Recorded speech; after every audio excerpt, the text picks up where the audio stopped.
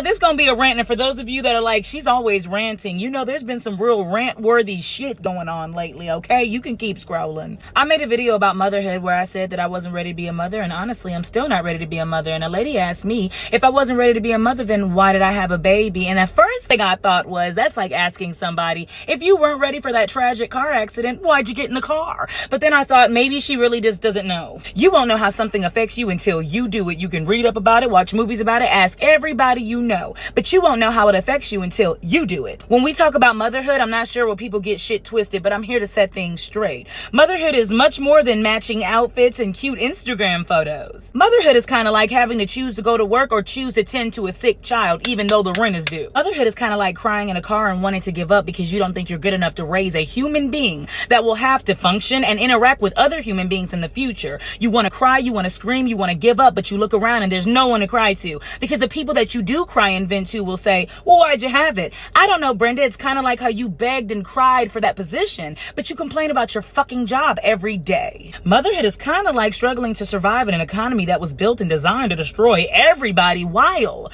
healing your demons, because the last thing you want is your child to grow up in a toxic environment. If you weren't ready, then why'd you have one? It's such a silly ass question, because I think a lot of people are ready for maternity shoots and baby showers and gender reveals. But are you ready to bury your child? Because that could happen. Are you ready to pay $5,000 to $6,000 to $7,000 a month in medical bills if you have a special needs child, or if your child gets into an accident? Because no one talks about that. When a man decides that fatherhood is too tough, he can just disappear. But God forbid a woman speaks of how hard it is. Did you know that some mothers don't even bond with their children? They just have the baby and they think that this motherly bond and love is just gonna hit them, and it doesn't. And they feel like something is wrong with them. Did you know that that happens? Did you know that carrying a child for some mothers is extremely painful? Do you know what's also painful? Having to carry a child for 9 months and having to see your body stretch out only for some dumbass to post a picture of a taped oatmeal cream pie on his stomach to make fun of women with bodies like you.